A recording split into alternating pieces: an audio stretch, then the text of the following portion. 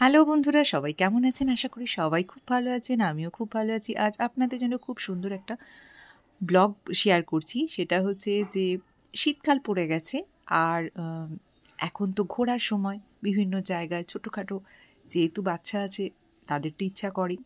তো সেই সব কথা মাথায় রেখে আজকে চলে গেলাম ভিক্টোরিয়া। জানি আপনারা অনেকেই ভিক্টোরিয়া গেছেন, আবার অনেকে যারা যাবেন করছেন এখনও যাওয়া হয়নি, তাদের জন্য এই ব্লগটা বলতে পারেন। কিন্তু যারা গেছেন, অনেক পুরনো হয়ে গেছে, অনেক দিন আগে গেছেন, তারাও এটা দেখতে পারেন, ভালো লাগবে। তো আজকে রবিবার, তো রবিবারে সারাটা দিন মোটামুটি যেমন কাটে, আমরা বেরিয়েছিলাম মোটামুটি দুপুরবেলার দিকে। এবার বাড়ি থেকে একটা ওলা বা উবের ভাড়া করে একদম সোজা চলে যেতে পারেন ভিক্টোরিয়ার সামনে।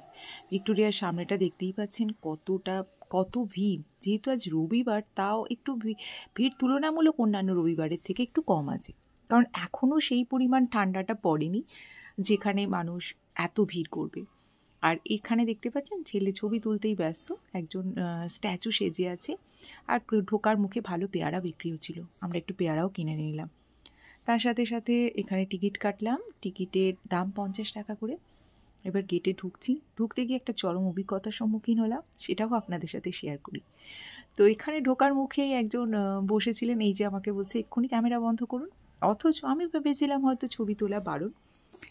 সেখানে লেখাও আছে ছবি তোলা বারণ, কিন্তু ভেতরে গিয়ে ছবিটা একদমই উল্টো। প্রত্যেকের হাতে ক্যামেরা এবং প্রত্যেকেই ভিডিও করছে, প্রত্যেকেই ছবি তুলছে।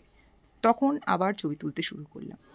তো যাওয়ার ঢোকার মুখটা তো ভীষণ সুন্দর, ওখানে দাঁড়িয়ে আপনাকে দেখতে হবে কিছুক্ষণ। আর এখানে ছোট ছোট পাথর পড়ে আছে রাস্তাতে, এই পাথরের ওপর দিয়ে হাঁটাটা একটু কঠিন। তবে ছেলে একদমই হাঁটতে পারছিল না, ভয় পাচ্ছিল। আর যারা হাঁটতে পারবে না তাদের জন্য কোনো চিন্তা নেই, পাশে একটু রাস্তা ফুটপাথ মতন সমান রাস্তা আছে, সেটার উপর দিয়েও হাঁটা যায়। আর এই দেখুন ভিক্টোরিয়া। তো ভিক্টোরিয়া আগে আমি ছোটোবেলায় গেছিলাম অনেকবার, কিন্তু ভেতরে খুব একটা যাওয়া হয়নি, ভেতরে যে মিউজিয়ামগুলো আছে। তো আজকে ভাবলাম যে বাইরেটা তো ঘুরবই, তার সাথে সাথে ভিতরেও যাব। তো ভীষণই ভালো লাগছিল। আর আমরা উল্টো দিক থেকে প্রবেশ করেছিলাম, অর্থাৎ যে দিক থেকে ঢোকার কথা না, যে দিক থেকে বাহিরের পথ, সেই দিকে প্রথমে ঢুকে গেলাম। ঢুকে যেতে গিয়ে ওখান থেকে আমাদেরকে আটকানো হলো, বললো না এটা ঢোকার পথ না, এই দিকটা, এটা ঢোকার পথ না, এটা বাহির পথ। আবার আমরা ব্যাক করে পিছন দিকে ঢোকার যে জায়গাটা, সেখান থেকে গেলাম। তো তার আগে একটু মাঠে বসেছিলাম। আর রোদটা পড়ে আসছে, বিকেলে হব এই 3টে সাড়ে 3টে বাজে তখন। সেই সময় রোদটা ভীষণ ভালো লাগছিল। এই দেখুন, এটা হচ্ছে বাহির পথ। আমরা এখান থেকে ঢোকার চেষ্টা করছিলাম, তো ওখান থেকেই বলা হলো যে না, এটা উল্টো রাস্তা। তো আবার ব্যাক করে আমরা সোজা রাস্তায় যাচ্ছি।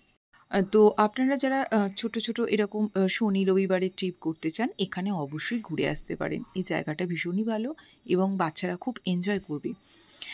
কেন এনজয় করবে সেটাও বলছি। এখানে একটা খোলা মাঠ আছে, সেই মাঠের মধ্যে আপনি অনেকক্ষণ সময় স্পেন্ড করতে পারেন। কিছু রান্না করে নিয়ে যেতে পারেন, সেই রান্না ওখানে গিয়ে বসে সবাই মিলে জমিয়ে খেতে পারেন, কারণ এখানে খাওয়ারও ব্যবস্থা আছে। আর এই দেখুন, এটা হচ্ছে ঢোকার সামনের দিক দিয়ে, যেখান থেকে আমরা ঢুকবো তা সেই দিকের গেটটা। তো খুবই ভালো লাগছিল। আজ আপনাদের সঙ্গে একটা জিনিস শেয়ার করি। যখন আমি ওলা বা উবেরে উঠেছিলাম, তো যিনি চালাচ্ছিলেন ড্রাইভার দাদা, ওনার সঙ্গে একটু কথা বলছিলাম, ভালো লাগছিল। সারাটা রাস্তা বসে বসে যাব, তো ওনাদের সাথে একটু গল্প করতে করতে সময়টাও কেটে যাবে আর অনেক কিছু জানাও যাবে। তো ওনার নিজের গাড়ি নয়। ওনাকে জিজ্ঞাসা করলাম যে এটা দাদা আপনার নিজের গাড়ি? বললো না, এটা আমার নিজের গাড়ি নয়। তো এটা আমি মালিকের গাড়ি চালাই, আর আমি পুরো 12 ঘন্টা ডিউটি করি। 12 ঘন্টা ডিউটি করে উনি সারাদিনে 1500 থেকে 1600 টাকার মতো ইনকাম করেন। সেই গল্প বলছি। তার আগে দেখে নিই একটু ভেতরে কী কী আছে। ভেতরে বিভিন্ন রকমের ছবি আঁকা আছে, এবং এই ছবিগুলো কারা এঁকেছে তাদের নামও নিচে লেখা আছে। তো ভীষণ সুন্দর। পুরনো আগেকার দিনের ট্রেন কী করে চলতো দেখুন, এই ছবিটায় সেই ছবি বলা হয়েছে, উড দিয়ে ট্রেন চলতো। আর এই যে খুব সুন্দর একটা ছবি, এই ছবিটা কে পেইন্ট করেছেন তার নাম এখানে লেখা আছে। ছেলে খুব পড়ার চেষ্টা করছে। এবার দেখুন, এই পাশে একটা বড় পিয়ানো আছে। তো আমি সব লেখা ভালো করে পড়তে পারিনি, এখানে দাঁড়িয়ে একটু পড়ে পড়ে শুনলে ভালো লাগবে। আর চারপাশে ওপরটা ভীষণই সুন্দর, তো যাই হোক, যেটা বলছিলাম, তো ওনাই বললেন 1500 টাকার মতো ইনকাম হয়। আর সেটা হচ্ছে মালিককে 100 টাকার মধ্যে ওনাকে 30% দেন, আর 70% নেন মালিক। তার মানে বুঝতে পারছেন যে একজন মানুষ যিনি সারাক্ষণ মানে 12 ঘন্টার মতো খাটছেন, আর তারপরে তার প্রাপ্য হচ্ছে 30%। এই যে চেয়ারটা দেখতে পাচ্ছেন, এই চেয়ারটা হচ্ছে হাতির দাঁতের তৈরি, ওখানে লেখা ছিল। আর এই চেয়ারে বসলে অনেক ব্যথা ট্যাথার থেকে রিমুভ পাওয়া যায় সামথিং। খুবই সুন্দর। অনেকক্ষণ দাঁড়িয়ে চেষ্টা করছি দেখে ভেতরের লেখাগুলো বোঝার চেষ্টা করছিলাম, কিন্তু কাঁচে রিফ্লেক্ট হচ্ছিল, লেখাগুলো অতটা পড়া যাচ্ছিল না। এখানে বড় বড় অনেক ধরনের শোড আছে, যেগুলো দেখতে ভীষণই ভালো লাগছিল। আর কাছ থেকে দেখলে, যেহেতু কাঁচের কাঁচের শোকেস করা থাকছে, যাতে মানুষ হাত ফাত না দিতে পারে বা ধুলো পড়ে নষ্ট না হয়ে যেতে পারে, সেই জন্য সমস্ত কিছু ক্যামেরায় ভালোভাবে বন্দি হয়নি। আর এখানে বিভিন্ন রকমের গ্রন্থ, একদম ছোট একটা বই আছে। এখানে বিভিন্ন ধর্মগ্রন্থ আছে, বাইবেল, কোরআন, ত্রিপিটক, এই ধরনের। তো সেগুলোও দেখছিলাম। তার পাশেই ছিল একটা খুবই সুন্দর পলাশির যুদ্ধের নকশা, তো সেটাও তুলেছিলাম, কিন্তু একদমই ভালো আসেনি এবং বোঝাও যাচ্ছিল না। এখানে ঢাল তরোয়াল, যদি আপনারা যান হাতে একটু সময় নিয়ে যাবেন, মিউজিয়ামটা বাচ্চাদের ঘুরিয়ে ঘুরিয়ে দেখাতে গেলে খুবই ভালো লাগবে। তো যেটা বলছিলাম সেই কথায় চলে আসি। তো দেখুন, আমরা সারাদিন কত খাটি, কত পরিশ্রম করি টাকা পয়সার জন্যই তো, কিন্তু যারা গাড়ির ড্রাইভার বা গাড়িরে, উনি অনেকটা দূর। আমি তো কলকাতাতেই থাকি, কলকাতার, আর উনি থাকেন হচ্ছে ক্যানিং কলকাতা থেকে অনেকটাই দূর। সেই ক্যানিংয়ে থেকে উনি ভোরবেলা চলে আসেন।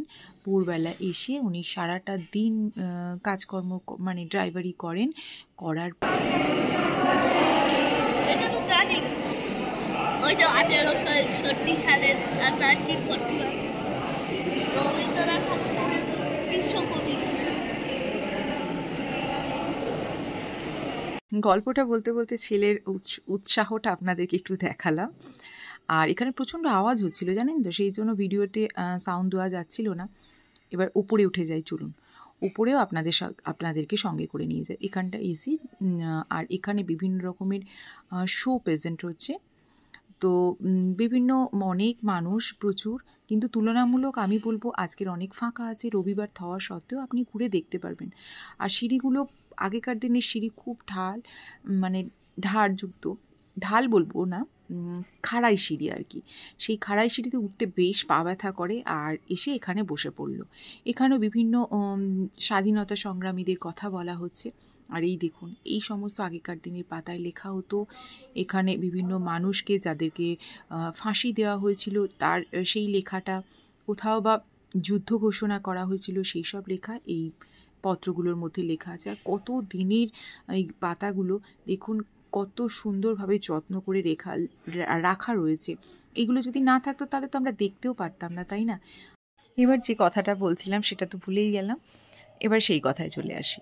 তো আপনারা মিউজিয়ামটা দেখুন আর আমার সেই গল্পটা শুনুন।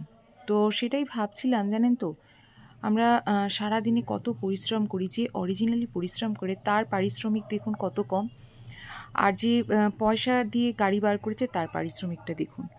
তো এটাই ফারাক। যেমন আমাদের দেশের চাষিরা চাষ করে, তাদের কাছে, তাদের ঘরে যদি আপনারা যান, দেখতে পাবেন তাদের পারিশ্রমিক বলুন অনেক কম, কিন্তু যারা চাষিদের কাছ থেকে মালপত্র কিনে নিয়ে ব্যবসা করে, তাদের পারিশ্রমিক, তাদের জীবনযাত্রা দেখবেন অনেক উন্নত। তো এই ফারাকটা কবে যে ঠিক হবে জানি না। যাই হোক, আমরা যদি একটু চেষ্টা করি সবাই মিলে, তাহলে নিশ্চয়ই এই ফারাকটা একটু কমিয়েও আনতে পারবো। তো ভিক্টোরিয়ার ভেতরটা ঘোরা কমপ্লিট, বাইরেটাও ঘোরা কমপ্লিট। এখন এসেছি বেরিয়ে যাওয়ার পালা। তো বেরিয়ে যাওয়ার আগে আরেকটু আপনাদেরকে দেখিয়ে নিই বাইরে থেকে ভিক্টোরিয়াটা কেমন দেখাচ্ছে।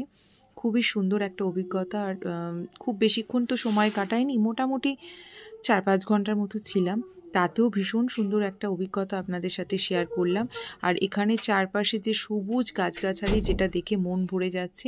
একবার তো দেখালাম, তার এটা পিছন দিক।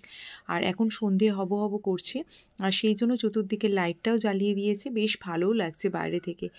এখন যেহেতু শীতকাল, শীতের সময় একটু তাড়াতাড়ি সন্ধে হয়ে যায়, আমাদের ঘোরা কমপ্লিট হয়ে গেছে, এবার বাড়ি ফেরার পালা। তার আগে বাচ্চাগুলোকে একটু খাইয়ে নেব। তাহলে কেমন হয়েছে অবশ্যই জানাবেন। সবাই খুব ভালো থাকুন, সুস্থ থাকুন, সাবধানে থাকুন। কালকে দেখা